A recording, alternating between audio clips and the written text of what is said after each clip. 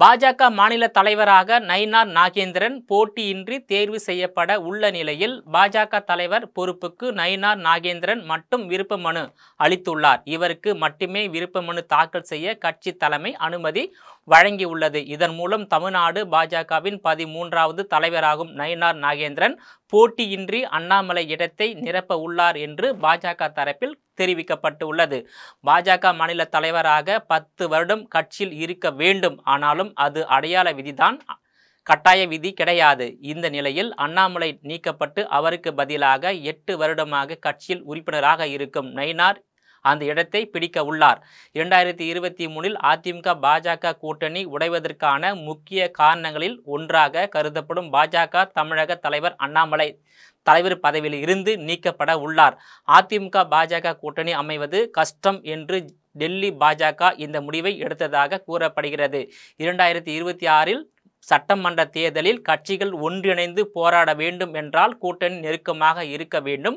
அது மட்டுமின்றி பாஜக மற்றும் அதிமுக ஆகிய இரு கட்சிகளின் முகமும் கவுண்டர் ஜாதியாக இருப்பதை பாஜக விரும்பவில்லை. எடப்பாடி அண்ணாமலை ஒரே ஜாதி, அதுவே பாஜகவிற்கு வேறு ஜாதியை சேர்ந்தவர் தலைவராக இருந்தால் அது கூட்டணிக்கு இன்னும் வலு சேர்க்கும். முக்கியமாக தென் மண்டலத்தில் கூட்டணிக்கு பலம் தரும். இதையெல்லாம் கருத்தில் கொண்டு அண்ணாமலையை மாற்ற ஒரு ஆலோசனை நடந்து உள்ளது. தமிழ்நாட்டில் கடந்த நாடாளுமன்ற தேர்தலில் திமுகவின் வெற்றி சதவிகிதம் பல தொகுதிகளில் குறைவுதான். பாஜக வாக்கு சதவிகிதம் தான் பல இடங்களில் திமுக வெற்றிக்கு காரணம் என்றும் கூறப்படுகிறது. அதிமுக பாஜக இணைந்து நாடாளுமன்ற தேர்தலை எதிர்கொண்டு இருந்தால் திமுகவை பல தொகுதிகளில் தோற்கடித்திருக்கலாம் என்றும் கூறப்படுகிறது. இதையடுத்து பாஜக மாநில தலைவர் பதவி மாற்றப்படலாம் என்கிறார்கள்.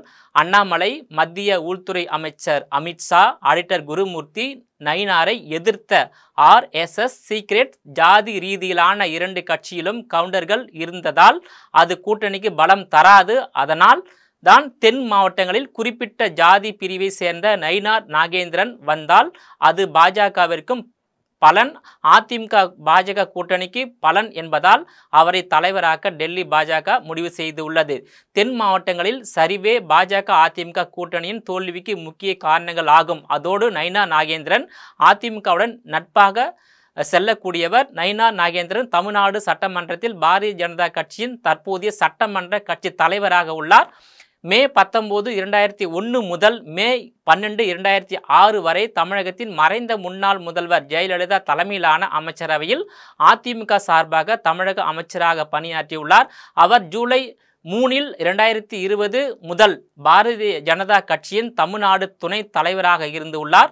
அவர் 2006 மற்றும் 2011 ஆண்டுகளில் திருநெல்வேலி தொகுதியில் இருந்து சட்டமன்ற தேர்தலில் அகில இந்திய அண்ணா திராவிட முன்னேற்ற கழக வேட்பாளராகவும் 2021 பாரதிய ஜனதா கட்சி வேட்பாளராகவும் வெற்றி பெற்றுள்ளார் என்பது குறிப்பிடத்தக்கது. சென்னையில் குருமூர்த்தி இல்லத்தில் எல். முருகன், அண்ணாமலை, அமித்ஷா, குருமூர்த்தி ஆகிய 4 பேரும் ஆலோசனை மேற்கொண்டனர்.